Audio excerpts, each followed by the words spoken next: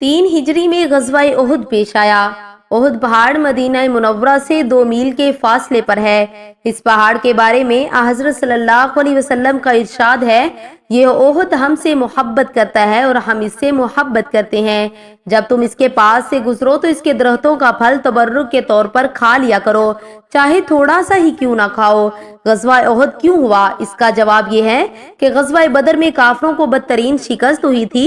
काफिर जमा होकर अपने सरदार अबू सुफियान के पास आए और उनसे कहा, बदर की लड़ाई में हमारे बेशुमार आदमी कत्ल हुए हैं, हम उनके खून का बदला लेंगे। आप तजारत से जो माल कमा कर लाते हैं, इस माल के नफे से जंग की तैयारी की जाए। हजरत अबू सुफियान ने उनकी बात मंजूर कर ली और जंग की तैयारियां जोरों शोर से शुरू हो गई। आखिर कुरैशी लश्कर मक्का मुअज़्ज़मा से निकला और मदीना मुनव्वरा की तरफ रवाना हुआ। कुरैश के लश्कर में औरतें भी थी। औरतें बदर में मारे जाने वालों का नोहा करती जाती थी। इस तरह ये अपने मर्दों में जोश पैदा कर रही थी, उन्हें शिकस्त खाने या मैदान जंग से भाग जाने पर शर्म दिला रही थी।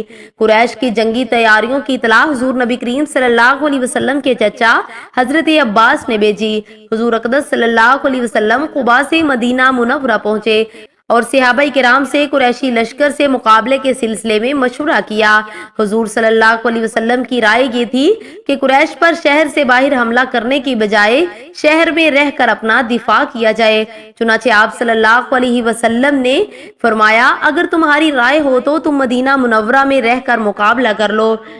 इन लोगों को वही रहने दो जहां वो हैं। अगर वो वहां पड़े रहते हैं तो वो जगह उनके लिए बदतरीन साबित होगी, और अगर इन लोगों ने शहर में आकर हम पर हमला किया तो हम शहर में इनसे जंग करेंगे और शहर के पीछो खम को हम इनसे ज्यादा जानते हैं। आप सल्लल्लाहु अलैहि वसल्लम ने जो राय दी थी, तमाम बड़े सहाबाए किराम की भी यही राय थी। मुनाफिकों के सरदार अब्दुल्ला बिन उबई ने भी यही मशवरा दिया। ये शख्स जाहिर में मुसलमान था और अपने लोगों का सरदार था। दूसरी तरफ कुछ पुरजोश नौजवान सहाबा और पुख्ता उम्र के सहाबा ये चाहते थे कि शहर से निकलकर दुश्मन का मुकाबला किया जाए। ये मशवरा देने वालों में ज्यादा वो लोग थे जो ग़ज़वा बदर में शरीक नहीं हो सके थे और उन्हें इस बात का अफसोस था कि वो अपने दिलों का अरमान निकालना चाहते हैं। चुनाचे उन लोगों ने कहा, हमें साथ लेकर दुश्मनों के मुकाबले के लिए बाहर चलें ताकि वो हमें कमजोर और बुज़दिल न समझे, वरना उनके हौसले बहुत बढ़ जाएंगे और हम तो ये सोच ही नहीं सकते कि वो हमें धकेलते हुए हमारे घरों में घुस आएं। और ए अल्लाह के रसूल, जो शख्स भी हमारे इलाके में आया हमसे शिकस्त खा कर गया है। अब तो आप हमारे दरमियान मौजूद हैं, अब दुश्मन कैसे हम पर गालिब आ सकता है। हजरत हमजा रजी अल्लाह तआला अन्हु ने भी इसकी तायीद की। आखिर आपने उनकी बात मान ली। फिर आपने जुमा की नमाज पढ़ाई, लोगों के सामने वाज फरमाया, उन्हें हुक्म दिया, मुसलमानों पूरे तनदही और हिम्मत के साथ जंग करना।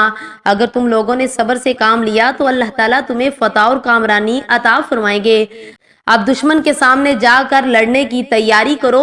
लोग ये हुक्म सुनकर खुश हो गए। इसके बाद आपने सबके साथ असर की नमाज पढ़ी।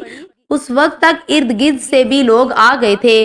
फिर आप सल्लल्लाहु अलैहि वसल्लम हजरत अबू बकर और हजरत उमर के साथ घर में तशरीफ ले गए। उन दोनों ने आपके सर पर अमामा बांधा, जंगी लिबास पहनाया। बाहर लोग आपका इंतजार कर रहे थे और सफ़े बांधे खड़े थे।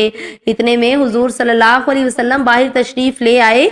आपने जंगी लिबास पहन रखा था, दोहरी ज़िरा पहन रखी थी। इन ज़िरहों का नाम ज़ातुल फजूल और फिज़ा था। ये आपको बनी कैनका से माले गनीमत से मिली थी।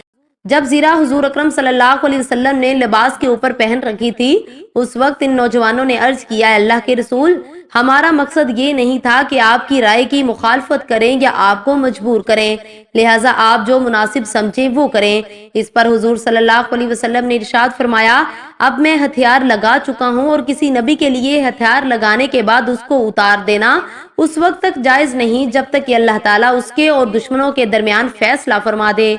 आप सल्लल्लाहु अलैहि वसल्लम ने इस मौके पर 3 परचम बनवाए। एक परचम कबीला औस का था, ये हजरत उसैद बिन हुजैर के हाथ में था। दूसरा परचम मुहाजिरीन का था, ये हजरत अली या मुसब बिन उमैर के हाथ में था। तीसरा परचम कबीला खसरज का था, ये हबाब बिन मुनजर या साद बिन अबादा के हाथ में था।